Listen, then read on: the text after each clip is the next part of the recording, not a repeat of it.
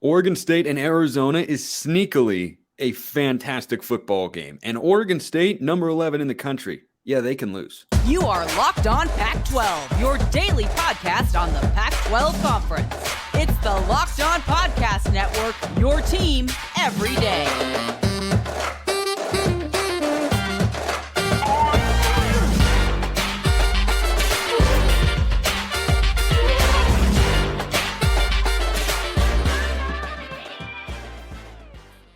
Welcome, everybody, to another episode of Locked On Pac-12. I am your host, Spencer McLaughlin. Thank you so much for making this your first listen or your first view of the day. Part of the Locked On Podcast Network, your team every day, and your number one source to stay up to date with our media rights and soon to be mostly team-free. But until then, beloved and loaded Conference of Champions, please like, comment, subscribe, rate, review.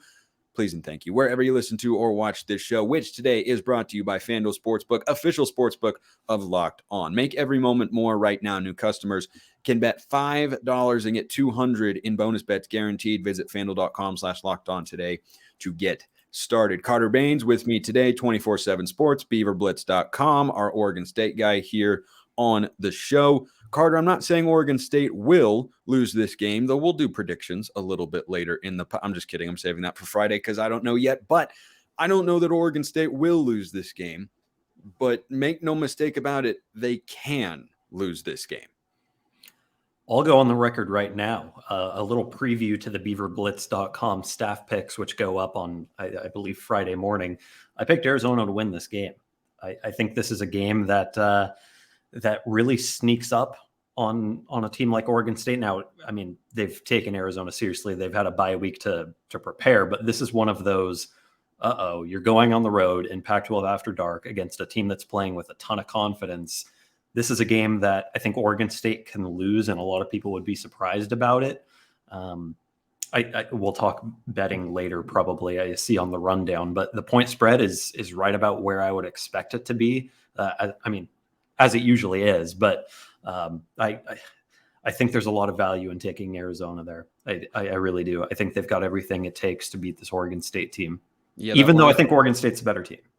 That line over at FanDuel is Arizona plus 3.5 over a field goal at home. Look, it feels kind of like an NFL sort of line where you have two really good teams, and I don't know that Arizona is a great team, and I don't think we know yet if Oregon State is a great team. We know they are a really good team, and I will be very impressed if they win this game. I think this is a classic instance, Carter, where going into the game, people will say, oh, they could lose the game. Look at the point spread. Look at that. And then if they win the game, it'll be, well, Oregon State was supposed to win that game. It's just Arizona. It's just, but that will not be happening on this particular program. That's not how we roll here at Locked On Pac-12. But both teams coming off a bye.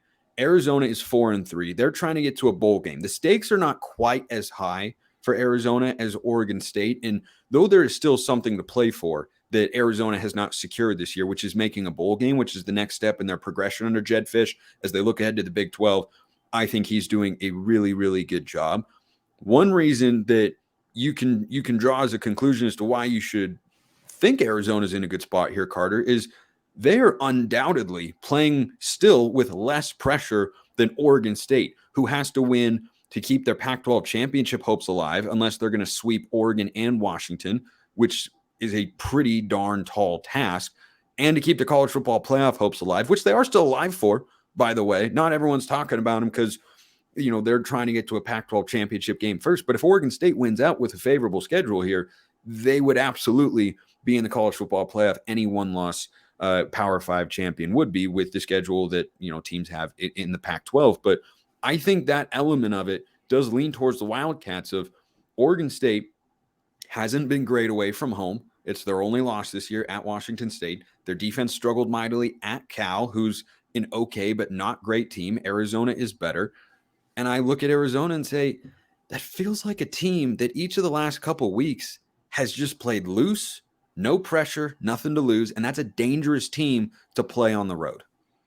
Arizona this year, I think it very much resembles the Oregon State teams of the past that are kind of trying to build up. And, it feels like they're playing with house money a little bit. Internally, they're super confident and they feel like they're on the rise, but maybe they haven't gotten the recognition externally. I think Arizona is very much in that mold this year. If Oregon State wins this game, as you said, everybody in the national eye is going to say, well, yeah, Oregon State should beat Arizona. Arizona's an unranked team. They're still rebuilding under Jed Fish. I think we recognize that this is an Arizona team that made a huge stride in its second year under Jed Fish, has played hard since year one, even though they weren't very good in year one, and now kind of has the talent to put all of that together because he's really improved their recruiting prowess. So I think we're starting to see Arizona blossom.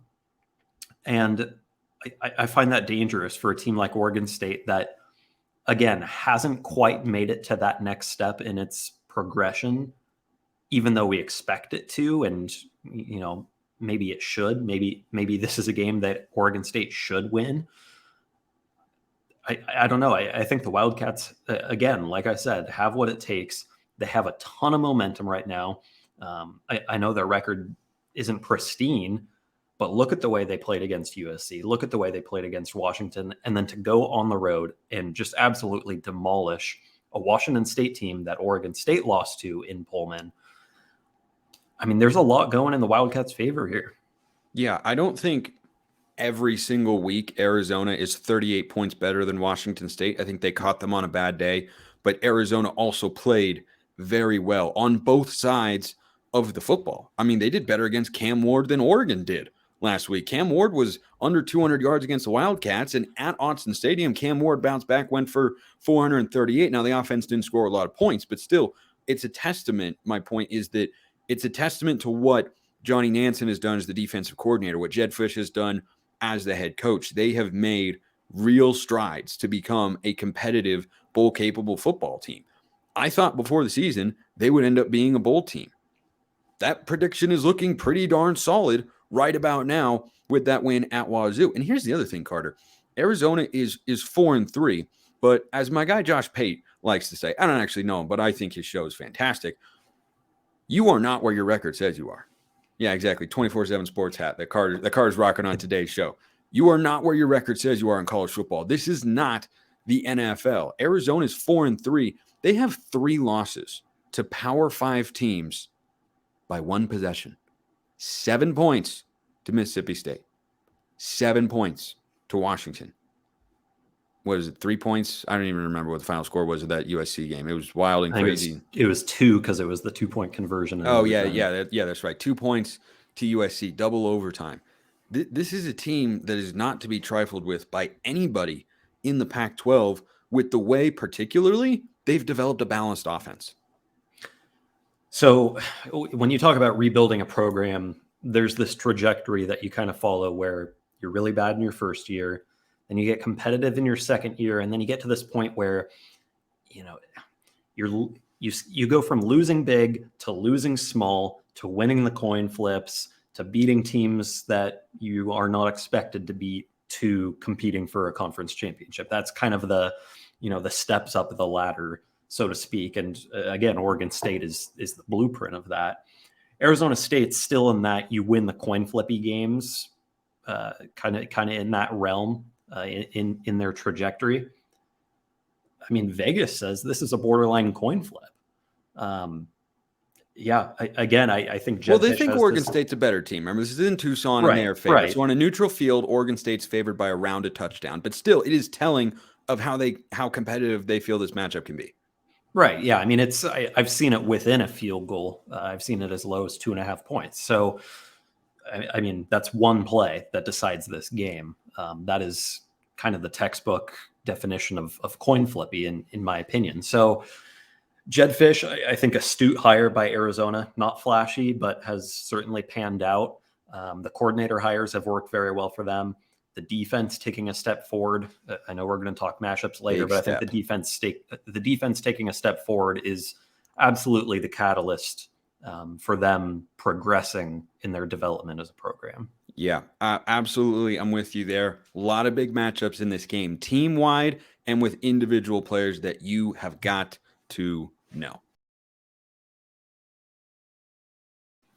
You've got to know about the Jace case as well, because it's a very wild, crazy, unpredictable world out there, and the inability to get medications in a timely manner with supply chain shortages is not something you want to have on your mind. The Jace case is a personalized emergency medication kit that contains 5 essential antibiotics that treat the most common and deadly bacterial infections. You can also customize your case and add additional life-saving medications based on your unique needs. Jace Medical offers customizability for your Jace case with dozens of add-ons. Choose the medications that best fit you and your family's unique needs. If you want to get your own Jace case, you can. You can also buy a gift card for your family or loved ones so that they can get a Jace case of their own. Go to jacemedical.com, enter promo code Locked On at checkout for a $20 discount on your order. That's promo code Locked On at JASEmedical.com to get your Jace case today. This episode also brought to you by FanDuel, who, as we were talking about, Carter, think that this is going to be a competitive game. Now, sportsbooks notoriously, Carter, like to make money. That's kind of where they're at. So they want people to put the money on 50% of one, or 50% of it on one bet and 50% on the other here. If you like Arizona at home coming off the bye, as Carter might, you can go bet all that at FanDuel right now because the line is sitting in that 3.5 range. Look, I would advise you to go get over a field goal. That's what a gambling sharp would tell you. I am definitely not that, but I can still try my luck at FanDuel, which is America's #1 sportsbook. Right now, new customers can get $200 in bonus bets guaranteed. When you place a $5 bet, that's $200 in bonus bets, whether you win or lose. There's no better time to get in on the action at FanDuel. Spreads, player props, over-unders, and more. They've got it all. Visit FanDuel.com/lockedon. Kick off the NFL season. FanDuel, official partner of the NFL. Okie dokie. Let's get into this matchup. Let's dive deep, Carter, into Oregon State and Arizona. Start with a couple of big picture team stats and trends that I think are crucial on both sides of the ball. One thing that has allowed Arizona to take a step forward, yes, the defensive improvement is notable. I think almost as important for them is that they have gotten production out of their quarterback position. Jaden DeLora turned the ball over a lot, but was productive while he was healthy. I'm of the belief that you got to start Noah Fifita no matter what. We'll see what happens on Saturday night in Tucson. Fifita has been excellent, over 300 in each of his last couple of games with 5 touchdowns and 1 interception. He has done really well, but their ability to run the football, Carter, it was on full display against Washington State. Jonah Coleman is probably the most underrated running back in the Pac-12. Plenty of talk about the preseason on first team guys who are living up to the hype. Damian Martinez, Bucky Irving. You look at Jaquindon Jackson and now Sione Vaki at Utah and the way he's running the football for the Utes. Carson Steele at UCLA, a lot of good backs. Jonah Coleman is the most underrated of all of them. He is not the only guy that's run the ball with success, but Arizona has just flipped the ground game on its head. They are winning the rushing attack this year by an average of 70 yards per contest. And in a game against Oregon State, which features a team that wants to run the football a lot, that is just going to be such a big number for both of these teams when it comes to a close after 4 quarters or maybe more. And that should scare you if you're an Oregon State fan, because the Beavers have not been as stout against the run this year as they were last year. It's an area that Jonathan Smith said they worked to address during the bye week, obviously getting an extra week of preparation for a game that feels trappy, maybe not even trappy, maybe, a little bit of a big game vibe to this. I think that could go a long way, but yeah, you mentioned it. I mean, what Arizona's been able to do offensively with that combination of Noah Fifita through the air and then that running game that is, Arizona's played good offense under Jedd Fisch. It's been the defense that has been the issue. So I guess it shouldn't come as a huge surprise that they're having success there, but I do think that's an area that could cause problems against an Oregon State team that defensively, like I said, is I don't want to say struggling against the run. It's still good against the run. It's just not as good as it was last year. Last year, just for context, Arizona ran for 144 yards a game, allowed 209 yards per game on the ground. This year, they're running for 20 more yards per game at 164, and they are allowing 96 per contest on the ground. That's a drop, Carter, of 115 yards or so per game on the ground. That is a massive shift. The coaching staff deserves credit. They've brought in personnel who are helping them get to that sort of place. I thought that the Justin Flo addition from Oregon was a nice one. He's not the guy that Duck fans thought he'd be when he was recruited out of high school. Still a capable stopper of the run, and that has proved to be the case. He's the third leading tackler on this Arizona team. He's had an 11 tackle performance on the season. I don't think he's, post-injury ever been the same as he was when he was a senior in high school, but he still has really good, solid Power 5 linebacker traits, and he can make big plays, and he is very physical in there. And really, that's the thing that stands out to me about this Arizona defense. They are a physical football team. You are not going to go in there and readily and availably push them around. Justin Flo has been exactly what I thought he would be at Arizona, and it's the player that he wasn't at Oregon, frankly. He didn't reach his potential there, transferred to Arizona, got a fresh start, and I think he's showing why he was such a highly touted recruit. He was a blue chipper, at least a 4-star, if not a 5-star, if I remember correctly. Yeah, no, he was easily a 5-star. He's Oregon's second highest rated recruit of all time, behind Kayvon Thibodeau. So there you go. I mean, in the same vein that DJ Uiagalelei transfers to Oregon State, a former 5-star guy, and starts to kind of show why he was so highly regarded. That's what Justin Flo is doing at Arizona, and he's not the only one on that defense that is really prolific at stopping the run. Jacob Manu is, I think, one of the more disruptive linebackers in the conference who, you might not have heard his name, but you're going to hear it on Saturday if you're an Oregon State fan. He's got 6 tackles for loss, 3.5 sacks, an additional 5 quarterback hurries alongside Justin Flo. So that tandem there at linebacker is pretty dominant. And then if you go to the secondary, I think this is where Arizona might have taken the biggest or maybe the most impactful step forward in the defensive backfield. Ephesians Prysock is having the breakout year. That great name, elite name, top shelf, just top shelf name right there. Ephesians, say it again, Carter. Ephesians Prysock. Yeah, it's an elite name. It's elite. It's an up and coming player who is making a very significant impact in the back end of that defense that was extremely leaky last year, not so much this year. And so I think when you look at a defense at Arizona that is more well-rounded than it has been in years past and is just flat out better in every level than it has been in years past, that is cause for concern for an Oregon State team that plays complementary offense, using the run game to set up the pass game. If you can't get one of those things going against Arizona, I think that's where this game starts to get into the dangerous zone for the Beavers. I agree. And, Oregon State's offense at its best with DJ at the helm is balanced. We have seen that. When DJ's had to go to the air a lot, Washington State, it's not what they want to do. It's not what DJ is best at. It's not why I thought he could have success at Oregon State this season. It was all about the run game. And I think that Arizona's stout run defense, this is going to be a great test for them because USC, for whatever reason, despite being a good rushing team, doesn't run the football. Why? Nobody but Lincoln Riley knows. And when you look at Mississippi State, that's not a fantastic offense. When you look at Washington, they don't run the ball a ton. So people have been trying to throw on Arizona a lot. Oregon State is not going to come out and say, hey, let's abandon the run. Let's give it to Damian Martinez and Deshaun Fenwick. 8 carries apiece. Let's come out and just throw it 40 to 45 times. They're not going to do that. But if they're unable to run the ball successfully, I think that's the biggest matchup in the game because DJ, especially on the road, I know he had the great road game against Cal. I think this is a lot closer to the Washington State game than it is the Cal game for the Beavs offensively and for DJU.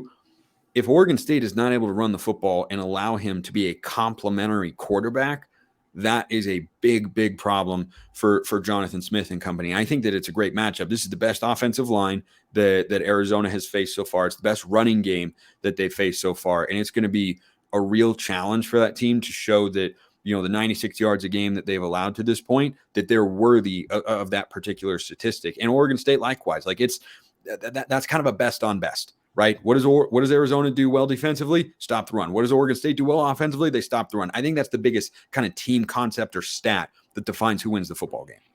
And I think there is reason to believe that Oregon State can find modest to good or even great success against Arizona's defense, because when you look at the teams that Arizona's had success against, USC and Washington come to mind. USC's offensive line has not lived up to expectations. They have no running game. So, that's they have one. They're actually effective, but like I said, they're just not doing it, which I don't get at all. Right. It's the Caleb Williams show, and that's a conversation for another day. What's going on at USC? But we saw Washington's offensive line struggle against Arizona State. So, I guess you can have questions there about what that matchup looks like. I think, like you said, Oregon State has the best offensive line that this team has seen. And when you're talking about a team that finds a ton of success in the trenches and is potent in run defense, if they're going up against a tougher test, I think it's fair to say that Oregon State will find more success and be more efficient on the ground than some of the other teams that Arizona has put a scare into or beaten outright. I do agree with you, though. This cannot be a DJ Uiagalelei show type of game. He played phenomenally against Cal. I think he's playing some of the best football of his career at the moment. He's one of the best quarterbacks in the Pac-12 over his last couple of games. He's one of the most efficient quarterbacks in the country for the season. But you can't rely on his arm and his arm alone in a road game against an average to good defense. He's proven that in his career. But I do think the way he's playing, you have a lot more confidence in his ability to carry the team if it gets to that point. But that's not the path to Oregon State winning by more than a score.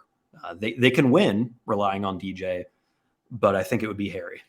I think it would be a really tough thing to do, especially on the road. And we have to flip sides of the ball here and talk about the Beavers defense and Arizona's offense.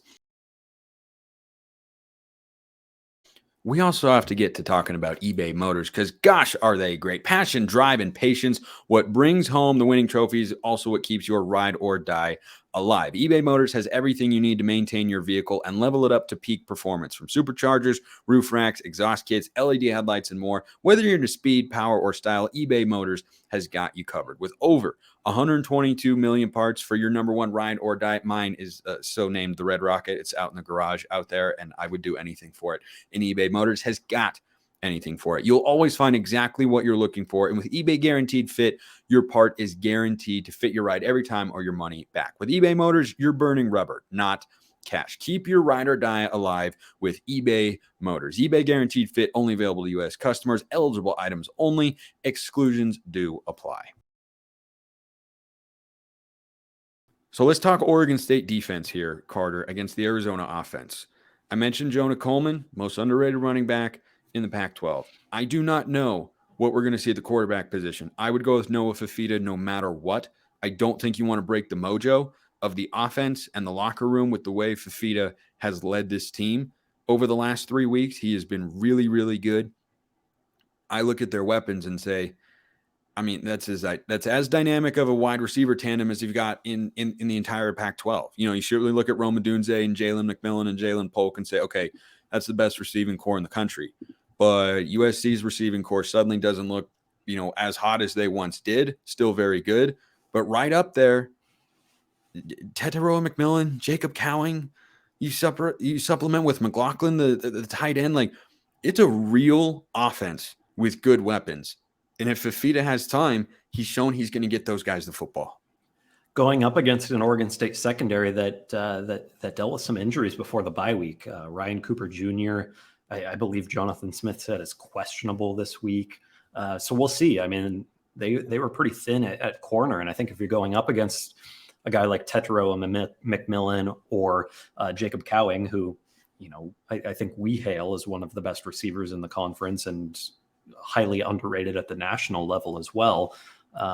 T-Mac has actually statistically been better than him this year. Cowing has more touchdowns, but T-Mac has more yards. T-Mac is an NFL dude. He's built out his frame. He was really thin when he got to Tucson as the highest rated recruit in program history. That is a number one wide receiver right there. A real good one. Yeah, it's true. And Arizona really hasn't dropped off post Dorian Singer. So you got to give that room a ton of credit, and you got to give Noah Fifita a ton of credit. I'm with you. I think you have to start him if you're Jed Fish. My pick of going with the Wildcats here by a field goal is reliant upon Noah Fifita being in the lineup. I think Oregon State wins substantially more of the time if Jayden de Laura is under center for Arizona. He's just too much of a gunslinger. Against Oregon State, you have to be perfect to win against the Beavers because they will make you pay for your turnovers. This is a defense that can and will take the ball away. And with a guy like Jayden de Laura who back there who can throw a touchdown anytime he winds up to throw or can throw an interception anytime he winds up to throw, I don't think that's a recipe for success against Oregon State. So go with Noah Fifita, who has been the difference maker for you. I mean, there's a reason. We can go correlation versus causation here, but Arizona has played much better against much better competition in the last few weeks. And the thing that kind of coincides with that is Noah Fifita taking over the quarterback duties. So, yeah. And by the way, if Fifita is playing or if de Laura protects the football against Mississippi State, they win. And I think Arizona is a ranked football team right now. Like if they win any one of those one possession games, they're 5-2. And I think almost certainly inside the top 25.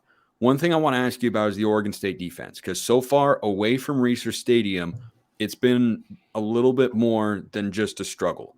Against Cal and Washington State, they're allowing 39.5 points a game, 38 against the Cougs, 40 against the California Golden Bears and Fernando Mendoza.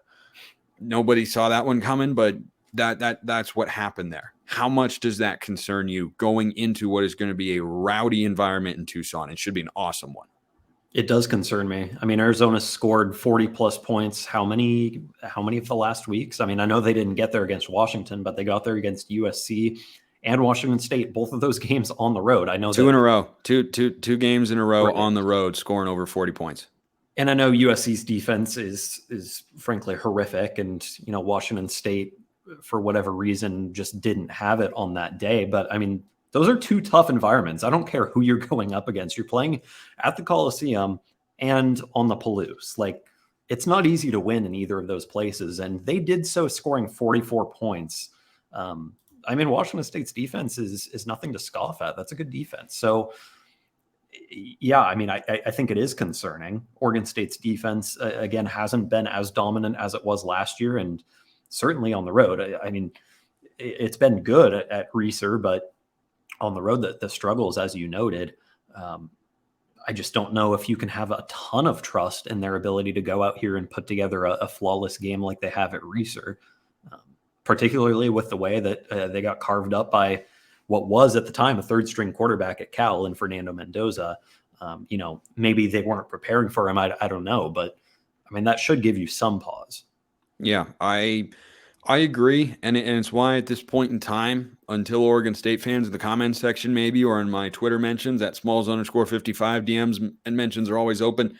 Until you change my mind, I lean towards Arizona here. I thought so before the season. I got pushed back from a couple of friends of mine. I won't name names. I don't need to out anybody here on the show, but you know who you are out there. About saying, hey, I think Arizona might win this game. I was mocked, ridiculed, called blasphemous. Those same people were texting me earlier this week and saying, I'm really nervous about this football game. And I was like, I'm trying to warn you. Fascinating thing. I just want to wrap up real quick on Arizona here. Oregon State this week, UCLA next week at home. Then they go at Colorado, host Utah, at Arizona State. My preseason record prediction for them was 7-5. Look, 1, 2, 3, 4, 5 games left. They're not going 5-0. They're not going to end the year 9-3. I think 7-5 is attainable. Is it out of the realm of possibility with the way they have played and what they've shown to think they could go 8-4? Is that ridiculous? No, because they'll beat Colorado. They're a better team than Colorado. They're a better team than Arizona State. I know that game's in Tempe, but those are two extremely, extremely winnable games. And I think at this point in the Jed Fish era, games that you expect to win. Then it just comes down to, getting one or two of Oregon State, UCLA, and Utah. I think 1 is reasonable. I don't know if they get 2 or 3, but I mean, yeah, You have them all at home, though. You got your easier opponents on the road and your tougher opponents at home. They beat UCLA last year. UCLA's defense is better. UCLA's offense is worse. I don't know what Utah's situation is going to be. I mean, with the way they're going, they'll be playing a walk-on at quarterback by the time that game rolls around. And they might still beat Oregon. And they could still beat Oregon. They could still beat Utah. Yeah, I mean, it's just fascinating situation there with Arizona. Going to be a really, really fun game at Arizona Stadium. Happy for the Wildcats to have a game of this sort of magnitude. Really feels like a big one. Really feels like a big one for Arizona and Oregon State both, who, as we mentioned earlier, the Beavs are playing for their Pac-12 Championship game and college football playoff hopes. Carter Bahns, BeaverBlitz.com, 24/7 sports. Carter, appreciate it. Thanks. Appreciate everyone listening. I will see you next time. And until then, hope you have a wonderful rest of your day.